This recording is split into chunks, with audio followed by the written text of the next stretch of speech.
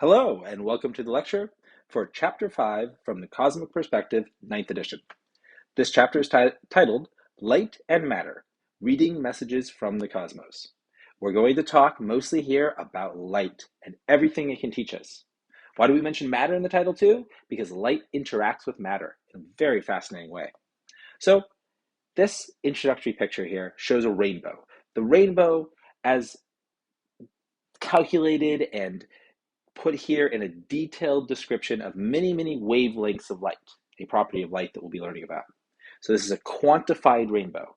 And in this way, it tells a very detailed story if you know what to look for. It's not just a bunch of random lines, right? It's not just a rainbow of imperfections. It's a rainbow where every little gap tells us something about the elements that exist in the source of this light, okay?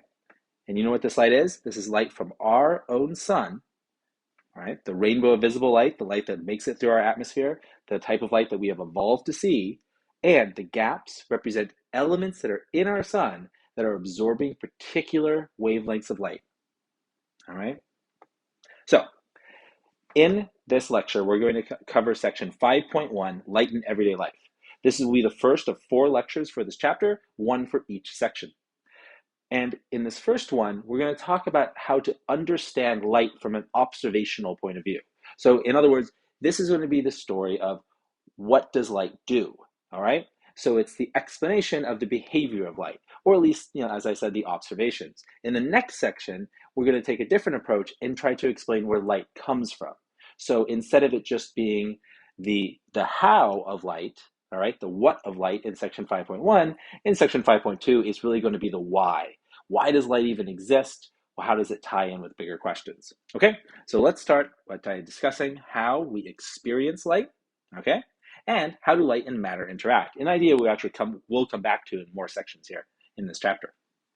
So, how do we experience light? Well, one way is definitely involving warmth. So that is energy coming into us, so energy being passed as radiative light energy, that's the energy that light carries, and that energy getting absorbed into our skin, okay? Right? And we can measure that flow of energy in the same way that we talk about the flow of energy in light bulbs, right, or circuits and electronics, and that is in watts. And a watt is a joule per second. Okay, we've talked a little bit about the basics of physics, including the energy of motion, the conservation of energy. So I'll review those topics in the last chapter. But a joule is a measure of energy, and here we're talking about a measure of power. Okay, because the warmth that's delivered to the entire planet from the sun, that could be calculated this way in watts. Now, we also know that besides delivering energy and heat, light is composed of particular colors. We can split light up, not with the precision of the opening image that we saw, at least not with our eyes, right? But with particular tricks or particular ingenious ways of dealing with light, such as having a prism. We can take white light and split it into its components because the different colors of light bend different amounts inside the glass or plastic prism, and that causes them to exit at different angles, and that's why we have what's known as dispersion, all the way from the violet at one end to the red at the other. And if we could see it, there is more light, right? Because there is more than just visible light that passes through the atmosphere. There's a little bit on either end in terms of the UV and infrared that is close to visible light. So there would certainly be invisible light on both ends, okay? Although this is not natural sunlight, but some sort of simulation of sunlight, pure white light.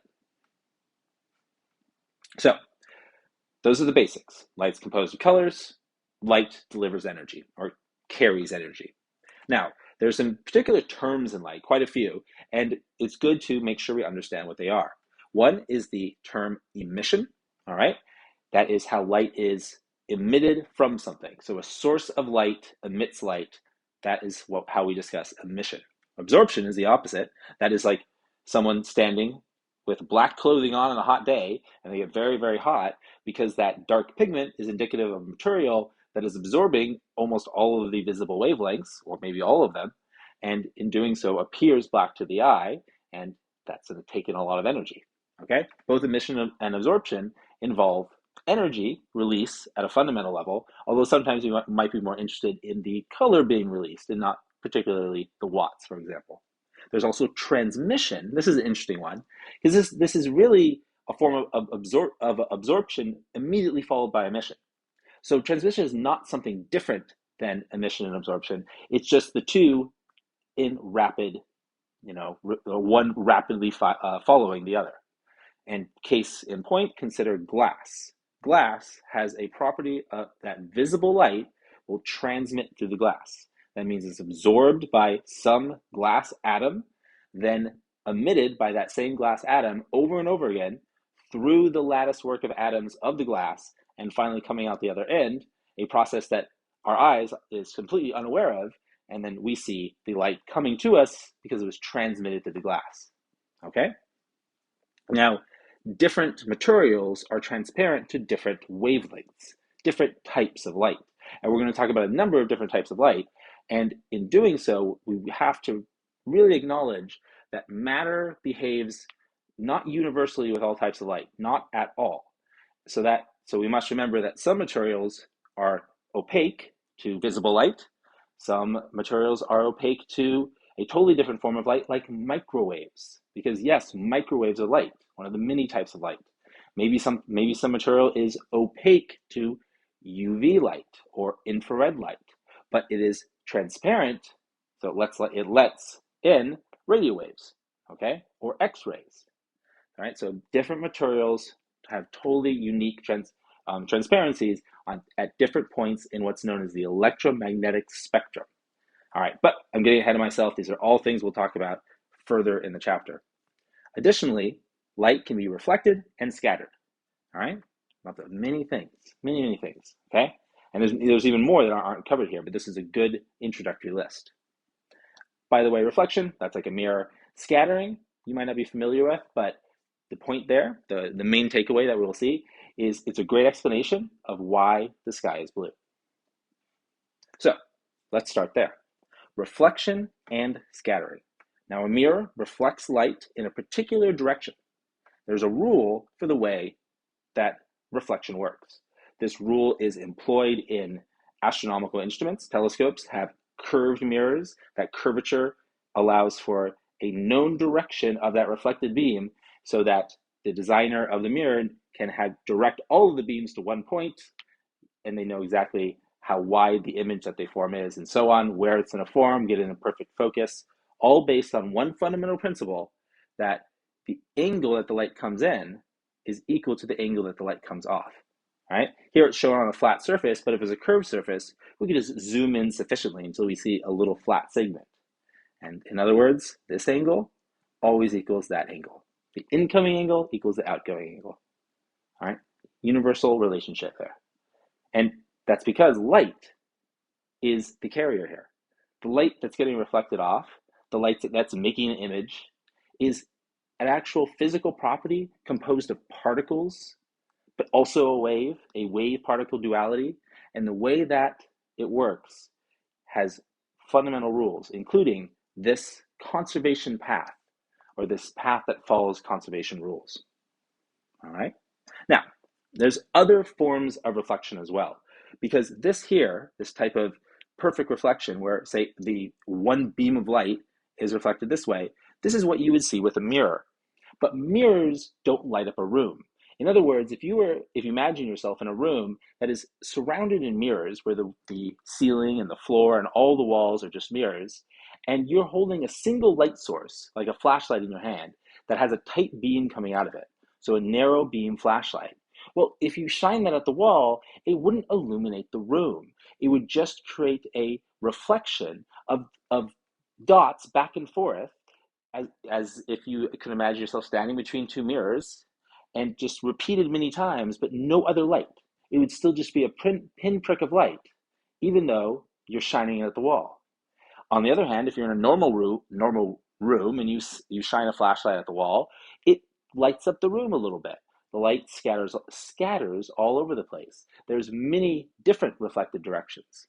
So that's how you can say get a movie screen by shining a few beams of light at it, because that scattering effect lights up the whole surface, spreads out the light. How is scattering achieved? Well, simply having a surface that's rougher. A very smooth surface can create this perfect reflection, in this case, but a rougher surface with many bumps and cracks at some scale that's slightly larger than the wavelength of the light that you're looking at, values that we'll be seeing throughout this chapter, well, that will create this type of diffuse or scattered reflection. And that's what we're seeing here. Now, when you look at things around you, you might not think about where their colors come from. So for example, if you look at a school binder or a notebook and it has a red color to it, you might think, oh yeah, it's just a red object. But what makes it red? Well, there's nothing inside of it that's producing red. In fact, the reason it's red is because it's reflecting red. So there's some source of light around you, and that source is composed of most of the colors of the rainbow, depending on what type of artificial source of light you have around you. But if it's daylight, then it's definitely the full rainbow. And when that hits an object that appears red, when that light, that white light, rainbow light, hits that object that appears red, the red object absorbs all the wavelengths except red. So that red object absorbs blue, it absorbs green, absorbs orange, right? Maybe leaves some yellow behind to make a different shade of red. But what it reflects, what it rejects, is going to be what you perceive. So in seeing that school binder or notebook as a red object, you're just seeing the light that bounced off of it. All the other wavelengths were absorbed. All the other colors effectively were absorbed. Okay? And that actually ties in directly with why some colors heat up faster than others, depending on how many wavelengths they're composed of, and even what part of the rainbow. Because not all parts of the rainbow carry equal amounts of energy, both because of the number of photons of that wavelength and also the inherent intensity of that wavelength, or energy per photon of that wavelength. Ideas to come, I know. So regardless, this figure here, which I won't go into detail because it's a lot of ideas I've already been talking about, shows this concept of what it really is you perceive in light, including the idea that when you see the red chair in this case, it's because it scatters red light but absorbs all the other colors, talking about perfect reflection in terms of a smooth surface like a mirror, right, and so on, okay? Even interestingly, talking about how something that is white here, right, absorbs a little bit of light, okay, because the snow isn't perfectly white, but the whiter it is, the more reflective it is, which means it's actually going to absorb very little light and melt slowly, honestly, right? So ice can melt quite slowly. All right. Oh yes, and transmitting through the glass. Glass is transparent to visible light, but it actually is a perfect example. It is opaque to infrared. Most glass is, really, all that I know of. All right, so a summary of interactions. Thought question 1. Why is a rose red? Okay, take a minute and answer this. Pause the video if you need to. What is the answer? Okay, it's because it reflects red light, just as we were talking about. So what have we learned in this section, right? Well, we've learned that light is a form of energy. It carries energy. That's how it can heat you up. That is actually a transforming type of one type of energy to another, transforming the radiative energy of the light into the kinetic energy of many little particles that we call heat energy, thermal energy, okay? We also know that visible light is actually composed of many colors, all right? The combination of those is white light. You combine all the colors of the rainbow, you get white light, all right? You split that white light up, then it becomes the colors, okay? All right? Black is just the absence of colors here. And as far as light is concerned, black is not the sum of all the colors, okay? But if an object appears black, then how many colors is it absorbing? All of them, right? So any black pigment is absorbing the entire rainbow, right, if it's in daylight. We also learned that matter can emit light, right? You can have something that's a source of light, okay? It can absorb light, right? Particular colors, for example, particular wavelengths are absorbed. It can also transmit light, okay, like glass, and it can reflect or scatter light, all right, like the rose appearing red. The interactions between light and matter determine the appearance of everything we see, all right? Now, it's worth pointing out here, as we finish up this first section, this first lecture, that this idea of emitting light was only seen here with the sun, right?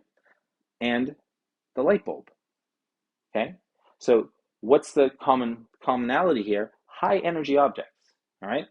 Now, does that mean that a person just doesn't emit light, right? Because we're warm-blooded after all, don't we emit some light? We do, but we emit invisible light. So I bring that up because it's just a good thought to end on that's going to guide us to the rest of this chapter, that we have to consider often broadening our perspective, because we are considering all these ideas about light while soon simultaneously learning that light is a bigger idea than we really realized. It's not just the rainbow, in fact. It's a bunch of invisible types of light, and it's a particle. So many fascinating ideas. Please check out further videos from the further sections in this chapter. Thank you so much for watching.